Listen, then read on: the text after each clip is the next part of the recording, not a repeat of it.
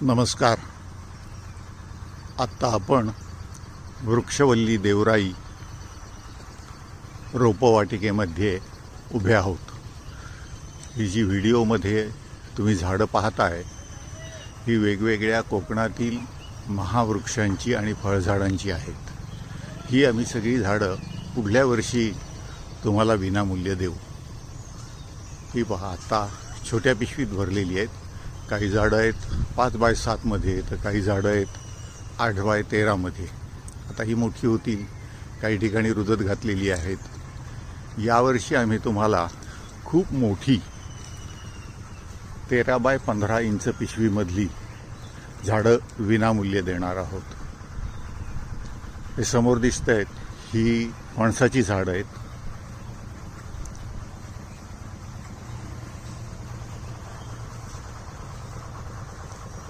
यानंतर ही सुरंगीची झाडं आहेत. सुरंगीच्या पाठी रिंगीची झाडं आहेत. ही झाडं शिसमची आहेत. ही सगळी झाडं आपण वेगवेगळ्या ग्रामपंचायतींना, वेगवेगळ्या संस्थांना, वेगवेगळ्या व्यक्तींना विनामूल्य लावायला देतो. त्यांनी आमच्याकडे आपली मागणी नोंदवायची.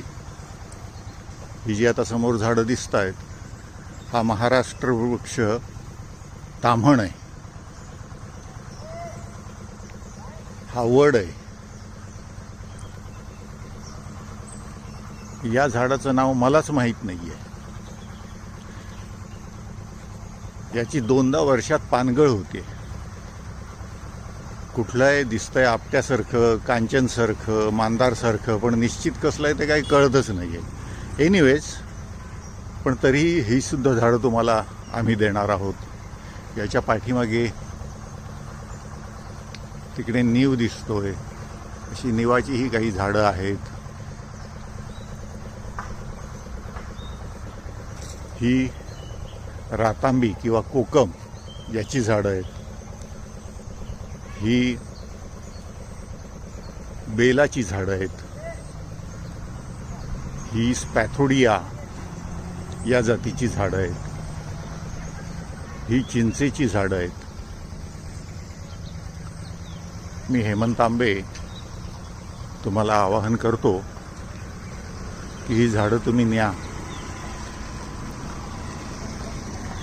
रस्ता दुतर्फा लावा, नदी दुतर्फा लावा,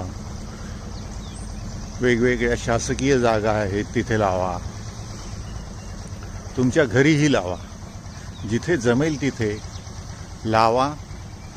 त्याची काळजी घ्या, संरक्षण करा, संगोपन करा आणि ते झाड मोठं करा. आता हा लुप्त होत चाललेला रायवळ आंबा आहे. ही चिंच आहे. हा बेल आहे. त्याच्या कडेला हा सगळा भेला आहे, म्हणजे तुम्ही त्याला बेहडा पण म्हणत असाल. हा परत कोकम आहे. हा पिंपळ आहे. हा वड आहे. या वडाच्या पाठी आणि पुढची लाईन परत ताम्हणची आहे. त्याच्या पुढे या 2 लाईनी शिसमच्या आहेत.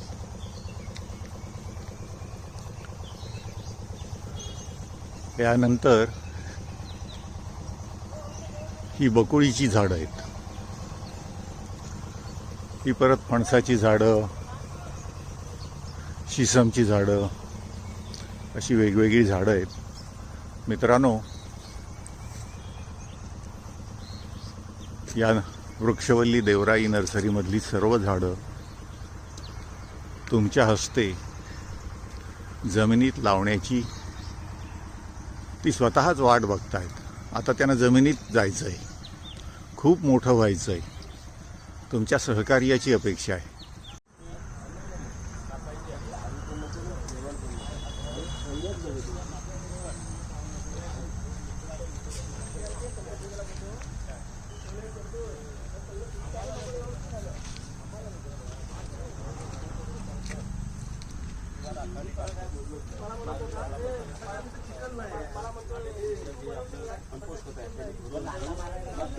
लावायचं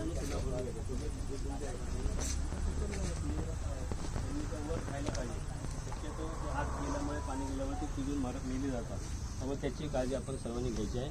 आणि हा उपक्रम राबवण्यासाठी हेमंत आम्हीने आपल्याला सहकार्य त्यांचे मी आधी इथे आभार मानतो आणि आपल्याला सर्वांना शुभेच्छा देतो की हा कार्यक्रम आपला यशस्वी करायचा आहे. नेहमीप्रमाणे त्या जागे खड्ड्यामध्ये झाड लावून ते पुढच्या वर्षी मेलेले अशी परिस्थिती दिसता कामा नये. धन्यवाद. झाडे लावा झाडे जगवा किंवा ही भूमी हरित भूमी करण्यासाठी जे कार्यक्रम राबवले जातात त्याला अतिशय सकारात्मक तर आहेच, पण ज्याला आपण म्हणतो कॉम्प्लिमेंटरी असा जो प्रतिसाद दिलाय ते तांबे साहेब आणि पाटगाव केंद्र शाळेतले केंद्र प्रमुख शिक्षक आणि या गावातले सगळे नागरिक आणि विद्यार्थी मित्रांनो, आज आपण या ठिकाणी एक पेड माँ के नाम हा जो केंद्र शासनाचा उपक्रम आहे तर तो राबवण्यासाठी आपण सगळेजण या ठिकाणी जमलेलो आहोत. आपल्या सगळ्यांना मी एकच सांगेन की आपल्या कोकण भूमीला चांगलं वृक्षाचं आच्छादन हे मुळातच निसर्गाने चांगलं दिलेलं आहे, पण मानवाच्या हरकतीमुळे ते कमी होऊ नये तर उलट त्याचं संवर्धन जतन आणि वृद्धी व्हावी हे काम करण्याची जबाबदारी आता आपली आहे. आपल्या पूर्वजांनी खूप चांगली जंगल संपदा वृक्ष संपदा या जिल्ह्यामध्ये वाढवली, पण आपलं कर्तृत्व असं असलं पाहिजे की त्याचं अजून संवर्धन होईल आणि वाढेल. आता अनेक बाहेरच्या झाडांचं ज्याला आपण फॉरेन ट्री म्हणू आपल्या प्रदेशासाठी अशांचं खूप लागवड बरेच ठिकाणी केली जाते, ज्याला आपण फॅन्सी झाडं म्हणू किंवा काय, पण खरं म्हणजे या वातावरणामध्ये नैसर्गिकरित्या वाढणारी जी झाडं आहेत आणि शिवाय ज्यांचा औषधी उपयोग आहे, आपल्याला खाण्यासाठी उपयोग आहे किंवा आपला कल्पवृक्ष नारळ जे झाड आपल्याकडे येतं की ज्याच्या प्रत्येक भागाचा मानवाला काही ना काही उपयोग आहे, तर अशा प्रकारची झाडं लावण्याची प्रवृत्ती आपली वाढायला पाहिजे. आणि तांबे सर माझ्याकडे आले त्यावेळेला त्यांनी तेच सांगितले की मी सगळी भारतीय झाडं देणार आहे. तेव्हा ऐकून खूप आनंद वाटला की इथे वाढणारी इथल्याच मातीत रुजणारी फळं देणारी औषधी उपयोग असणारी सावली देणारी ही झाडं आपण जास्तीत जास्त लावली पाहिजे. आजपर्यंत अनेक कार्यक्रम आले, अनेक हजारोनी शेकडोनी लाखोनी झाडं लावली गेली, पण जगली किती ह्याच्यावर प्रश्नचिन्ह आहे. त्यामुळे आपण नियंत्रित झाडं लावू, कारण आपल्याला नुसतंच लाखोचं उद्दिष्ट गाठायचं नाही, तर जी झाडं आपण लावू ती प्राणपणाने आपण वाढवली पाहिजे, ती मरणार नाही, त्याचं संवर्धन होईल याच्याकडे लक्ष दिलं पाहिजे.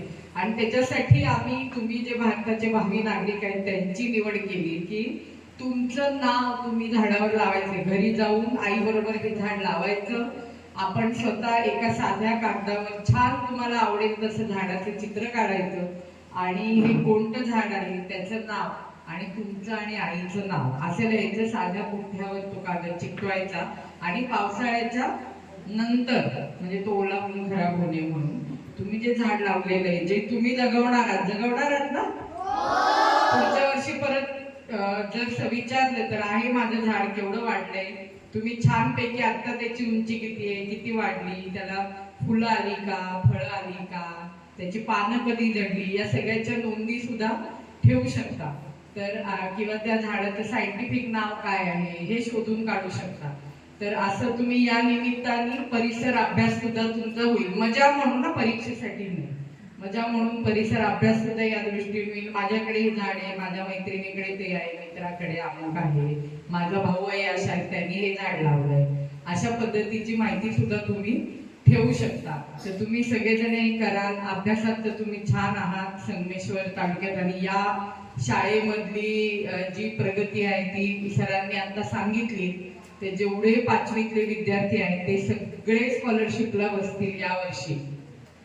एक लक्षात ठेवा, स्पर्धेत भाग का घ्यायचा असतो तर आपल्याला स्पर्धेची सवय व्हावी. सगळ्या स्पर्धेत सगळ्यांना बक्षीस मिळेल का? नाही गेली, पण भाग घेणं महत्वाचं याच्यासाठी की परीक्षेची भीती निघून जाते. वेगळ्या प्रकारचं गणित, थोडं कठीण पातळी असलेली भाषा, मेंटल ॲबिलिटी, हे सगळं तुम्ही आतापासून सुरुवात केली तर उद्या आम्ही जे इथे सगळेजण बसलो, आम्ही नुसतं कार्यक्रमाला फोटो काढायला आलं नाही. आमच्या मनामध्ये आंतरिक इच्छा ही आहे की आमच्याकडे बघून एखाद्या मुलीला असं वाटावं की माझ्या शाळेत तर मॅडम आल्या होत्या ना, त्यांच्यासारखं मला ऑफिसर व्हायचंय.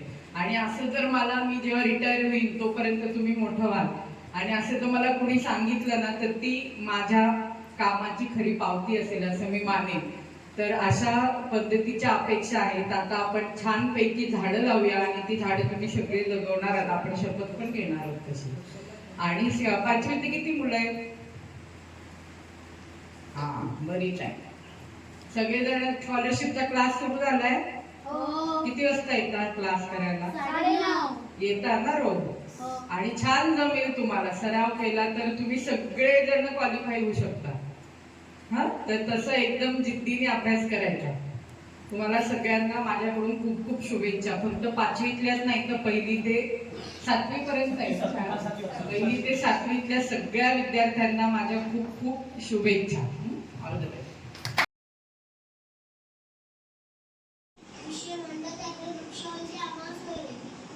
शाळेत शिकवणारे शिक्षकांबरोबर निसर्गातील अनेक घटक हे आपले गुरु असतात. जसे डोंगर, नदी, प्राणी, पक्षी, वनस्पती असे अनेक घटक आपल्याला काहीतरी ज्ञान देत असतात.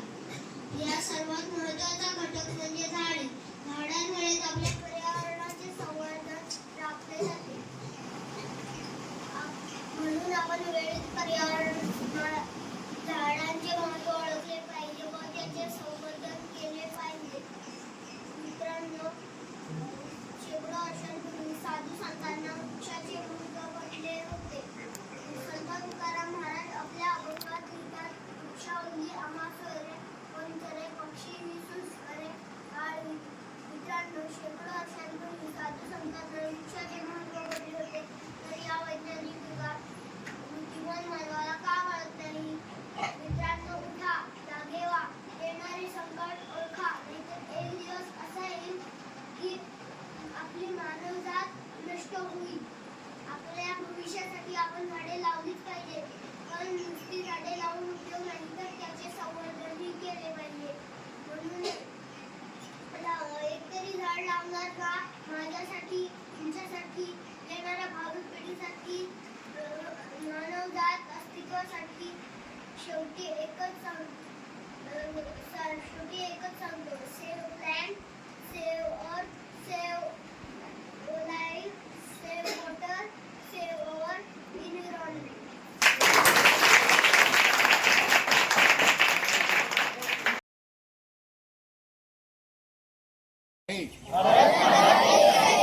भारतीय पर्यावरण समृद्ध करणे, स्वच्छता राखणे, स्वयंशिस्त आणणे हे माझे प्रथम कर्तव्य आहे.